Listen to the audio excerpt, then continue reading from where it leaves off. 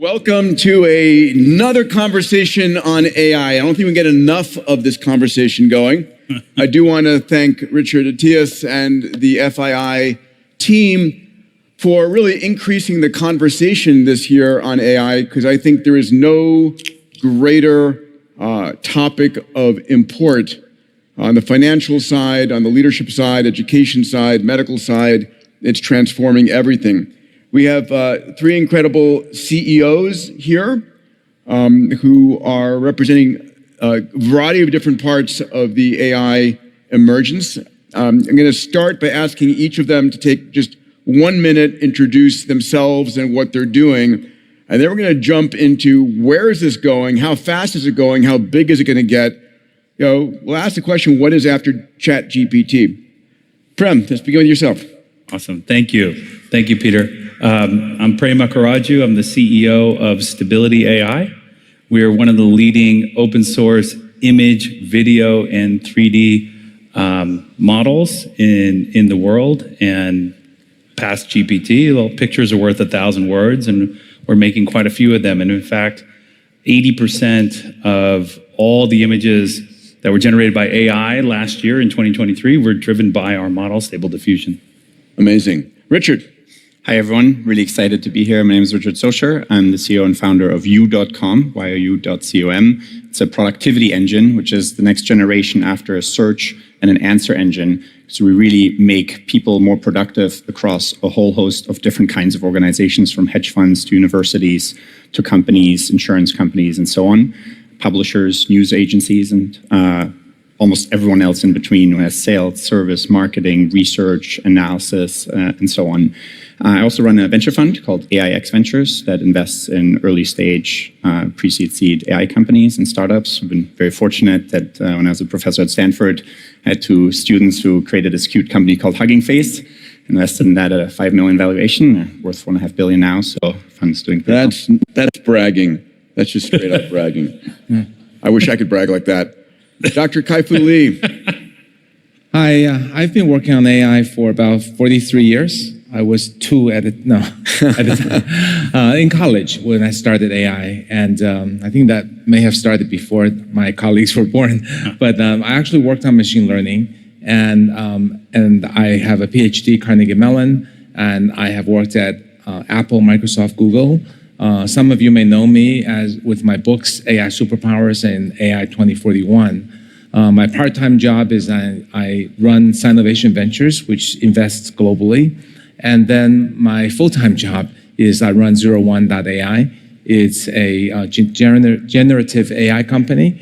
We build a large language model. We're currently ranked as the 3rd company with the highest performance, only next to the best models from OpenAI and Google. And you can find it online. We're also building consumer and enterprise products. We're based in China, but our products are accessible globally, and also we extensively do open source as well. So incredible, and first of all, Kai-Fu is a legend and one of the greatest leaders globally in this field, so very honored to have him on here. Prem, I want to start with you. You very famously were able to recruit James Cameron onto your board. And since Stability is creating video and is creating sort of the future of Hollywood, I am curious about two things. One, did Jim get it right with the Terminator? And secondly, there's been a lot of conversation about the disruption of Hollywood. That we're going to have AIs creating the future of all movies, all content, and so forth. So you said beyond, GPT models were, images worth 1,000 words. Talk to us about what this future is. What is going to happen in sort of the visualization world of TV in Hollywood? Love it. So did Jim get it right with Terminator? Let's hope not, I guess. But what a great movie it was. And I love when he jokes about it. He says, I told you guys, this is coming. And now it absolutely is here. And why would someone like him get involved in Stability? Yeah, great question. So I had the great fortune of working on Avatar 2 with him when I was the CEO of Weta Digital before I joined as CEO of Stability. And that movie took over 4 years to make. And that's because it was fully rendered. And I think if you fast forward to 5 to 10 years from now, the vast majority of film and television and visual media as we know it today is not going to be rendered, it's going to be generated. And in fact, in Avatar, there were certain shots, there were certain that took 6,000, 7,000 hours of compute time to render one single frame. Thousands of hours. Wow. That literally can be reduced down to minutes now. So I think Jim just wants a whole lot of life back. And when you think about like the creative process, we all watch films, we watch movies, we love them. From the time we've born to our last memory, it's a commodity we never get sick of. We never not want to watch it. And so there's this insatiable appetite out there in the world to consume stories and to create stories. And I think that we should just accelerate that. The problem with the film production process is time and money. So what he really wanted to do is rip those things out so we can move from a render to a generated model. Are we going to see a situation where we're ever going to have AIs generating entire movies because it knows my preferences, what I love, and it's like the perfect movie for me? You know, personally, I kind of hope not. I don't think that actually the creative process, I think, needs to start with a human. And I think that human needs to dictate these tools and separate agents to actually make that story. And so I'm hoping that you'll probably want to hear stories that other people want to tell you. All right, well, let's take a different direction then. Sure. Am I going to see Marilyn Monroe and, all stars of the past coming back? Is there a need for human actors if you can generate absolutely lifelike actors and actresses perfectly? I mean, I can't see a situation where they're still around. Yeah, I think that it's actually it's faster when you're talking about the film production process. It's actually easier to just shoot plates on an actor, just shoot real photography and get their performance. I think that's the visible layer of production. People gravitate toward it a lot. I think that AI will enhance those performances. I think the physicality of a director with a camera and an actor in front of it is a very important part of the creative process. And I don't think that that's going to go away too soon. And in fact, I think about the things that aren't going to change just as much as I think is going to change. But I do think after they take one take, the director is going to say, I got it. Because they're going to be able to do what you're talking about, which is manipulate that performance. May I ask one more question to you before I move on? What is the most dramatic change we're going to see in film and TV 10 years from now as we see digital superintelligence? What's the craziest vision of what we're going to see in entertainment? I think we're going to see on the magnitude of 5 to 10 to 20x more content being created. I think we're going to see a variation of time where it's going to be a 2-minute, like you said, you may want to have 20 minutes before you go to bed. You want to see a movie you'll have different type of time signatures. And I think that you're going to have an explosion of content creation, an explosion of number of artists in the world. I'm going to come back in 10 years and see if you're right about that. Okay. Richard, a lot of your work was instrumental in the early days of bringing neural nets to natural language processing. So what do you see as the next frontier beyond NLP? So just explain, if you would, what NLP is and where is it going next? Yeah, natural language processing, NLP, used to be a sub-area of AI, and it has, I think, influenced pretty much every other area of AI. And there are lots of different algorithms you could train. In 2010, I had this crazy idea to train a single neural network for all of NLP. In 2018, we finally really built the first model that invented prompt engineering, where you can just ask one model all the different questions you have. And over time, of course, you can ask questions not just over text, but also over images. And so I think next, one of the answers to the panel's main topic of what's after ChatGPT is that we have many more multimodal models. You'll be able to have conversations over images. You have seamless inputs and outputs in not just the modality of text, but also programming, which is a huge unlock. Visual, videos, images, voice, sound. But one really interesting modality that not many people have quite realized yet is that of proteins. Proteins are essentially the basic Lego blocks of all of biology. Everything in our body is governed by proteins. And you can create a protein just like you can ask a large language model to write a sonnet for you or a poem for your wife. You can ask an LLM to create a specific kind of protein that will only bind to SARS-CoV-2 or only bind to a specific type of cancer in your brain. And what that means is that we'll unlock a lot of different aspects in medicine. So I'm extremely excited about the future of LLMs going into different modalities. And we're seeing that with DeepMind's products in Alpha Proteo and such. So we had a conversation in back, but I didn't hear the answer. And the question is basically, is there an upper limit to intelligence?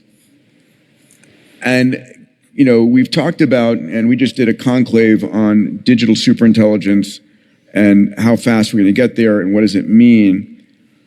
As we think about AI becoming more and more intelligent, yesterday I was speaking to Elon, he said, okay, 2029, 2030, equal to intelligence to the entire human race. Is it just, a million times more, and then a billion times more, and then a trillion times more? Is there an upper limit to intelligence? Yeah, so really interesting question. So just to talk about AlphaFold and Google for a second, because you mentioned it, that was really interesting to understand how proteins fold, because that will help you understand how they are likely to function and interact in your body.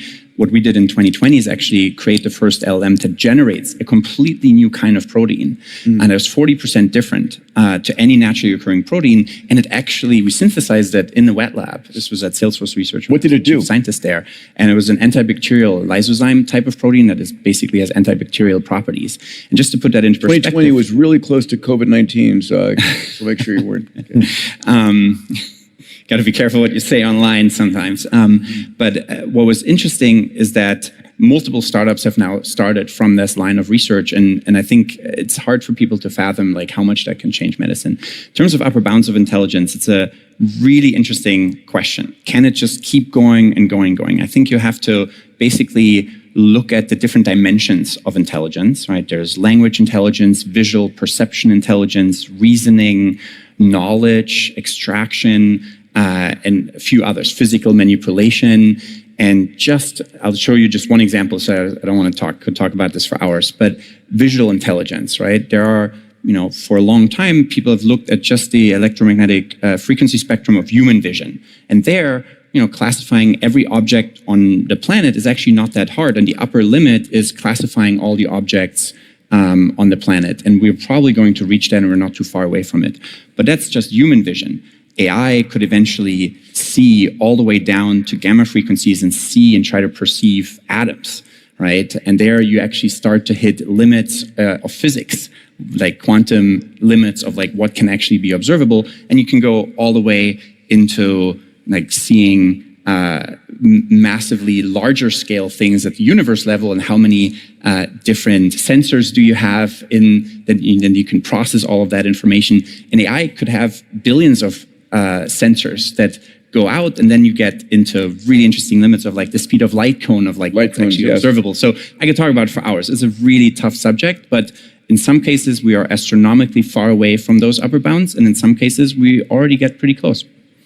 Fascinating. You talk about work productivity as U.com's objective. What does that mean? And I guess the question is the same. Is there any limitation on work productivity that we're going to see, given the fact that I can command AI agents and robots to just do anything and everything and self-improve along the way? It seems like we're going to hit sort of an infinite GDP at some point. Yeah, there's some areas of AI where AI can actually get into a self-training loop if there's a simulation of something, and anything that can be simulated, AI can solve everything in that areas. For instance, chess, the game of Go. You can perfectly simulate it, hence the AI can train and play with itself billions and billions of times, create almost infinite amounts of training data, and hence solve every problem in that domain. What are other domains that we can perfectly simulate is programming. Programming languages can be run, and then you can simulate the outputs, obviously in a computer, and then the AI can get better and better and eventually get superhuman in terms of programming. But where I can't simulate things infinitely many times is in like customer service, right? You can't have billions and billions of customers kind of ask about all the different things that can go wrong with the product that you're sending. And so in those kinds of areas, the limits are going to be on data collection. Can you actually fully digitize a process? I often joke like plumbers are probably the safest from AI disruption because no one's even collecting data on how to do plumbing, right? And you like scroll somewhere, get different pipes. No one's having GoPro and 3D sensors and robotic arms and so on, collecting data for that. So that will take much, much longer. I think in terms of work productivity, a lot of us are going to become managers. A lot of current employees that are individual contributors are going to have to learn to manage an AI to do the kinds of work that they do. And it turns out managing is also a skill.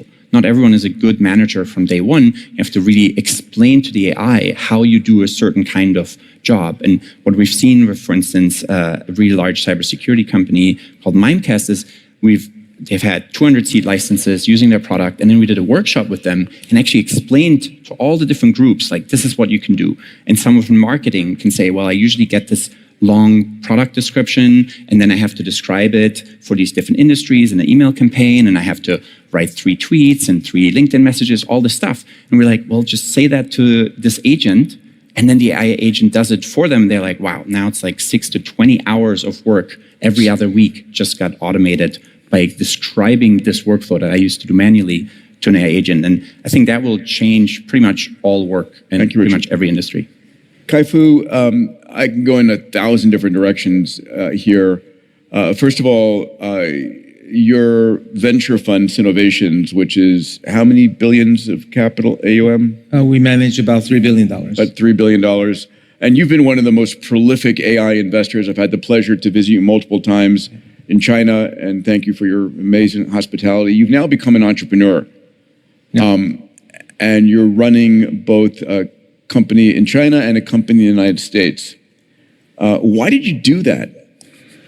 Well, because this time it's for real, right? Imagine, this was my dream. This was practiced before? Well, this was my dream when I went to college, that AI was nothing. No one knew what it was, but I felt this was the thing I needed to do. And then we went through multiple winters of AI where there's disillusionment and I had to do other things.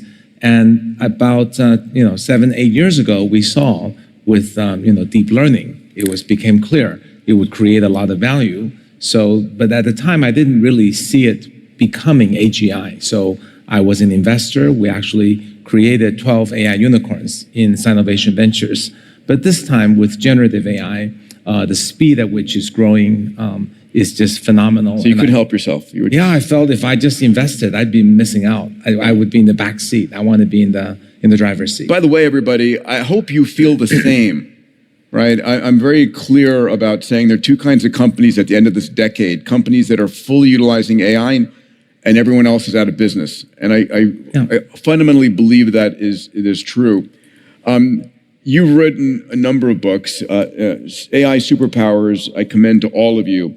So since that was published, what's the biggest changes in the global AI race? And it is an AI arms race going on. Well, it is and isn't, because the companies in China are largely competing against each other for the China market, and they're generally not. I don't mean national to national, but it is between companies around the world. Yeah, so you mean Chinese companies, what are their characteristics? So in my book, AI Superpowers, I described the American companies are, generally speaking, more breakthrough innovative. They come up with new things. And then the Chinese companies are better at engineering, execution, attention to detail, doing the grunt work. User interfaces, building apps. So in the case of mobile or deep learning, we saw that Americans invented pretty much everything, but China created a lot of value, arguably more, given technologies that were largely invented in the US. So now we're in this generative AI, again, invented by Americans, and we're in a unique position where the technology is disrupting itself very quickly in the US and elsewhere.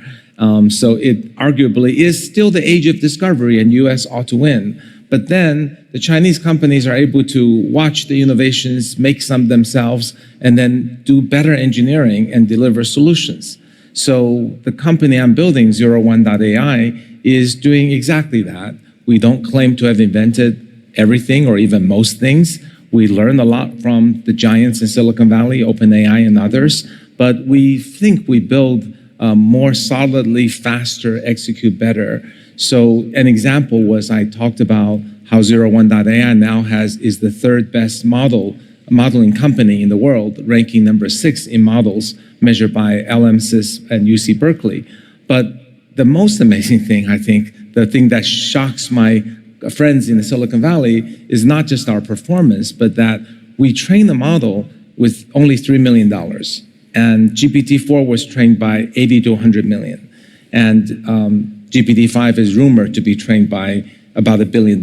So it is not the case. We believe in scaling law, but when you do excellent detailed engineering, it is not the case you have to spend $1 billion to train a great model. So this is really important for the audience here because there's a lot of parts of the world that don't have access to, 100,000 H100 clusters. Right. And the question is, oh my God, can I really build a business or a product in pick your favorite country with a small number of GPUs? Yeah. And I think the constraint on GPUs forced you to innovate. Right. Can you speak to that? I think it's really important. We talked about that on our last podcast together. Yeah, I think, as a company in China, first, we have limited access to GPUs due to the US regulations. And secondly, the Chinese companies are not valued what American companies are.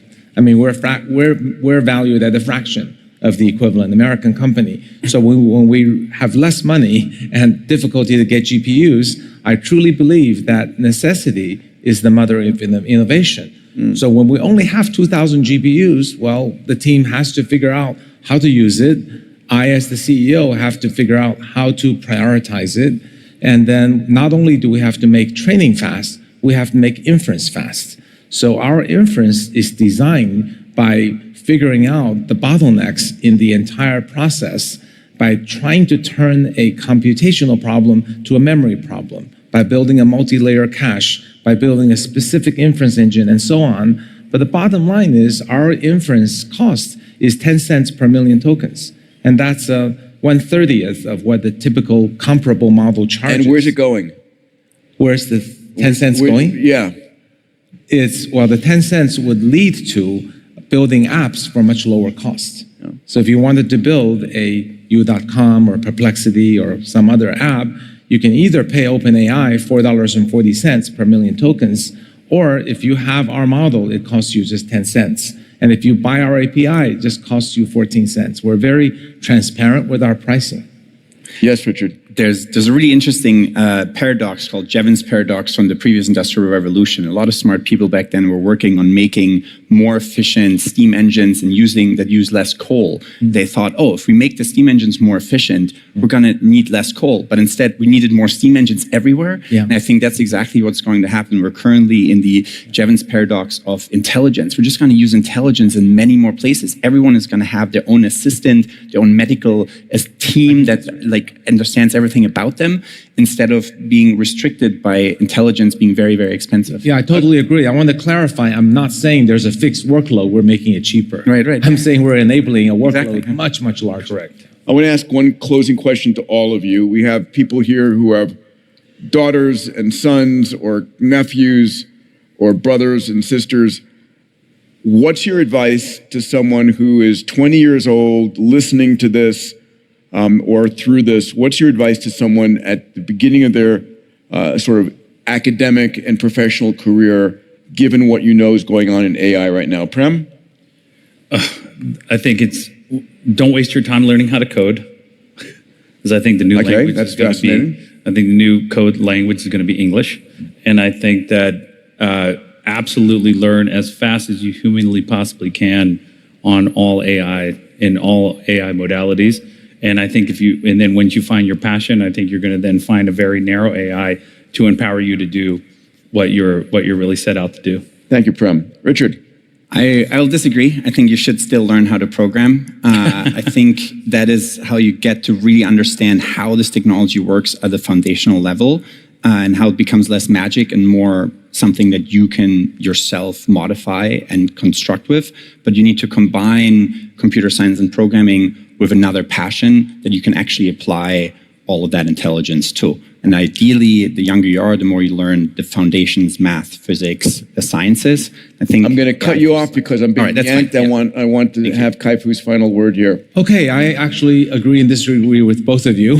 I think people should follow their hearts, right? Yes. If you dream of becoming a fantastic programmer and you can do it, you should do what Richard says. If you think programming is the way to make the most money, no, then you should follow what Prem says. Ladies and gentlemen, please give it up to these three amazing CEOs. Thank you. Thank you. Thank you, Peter. Thank you.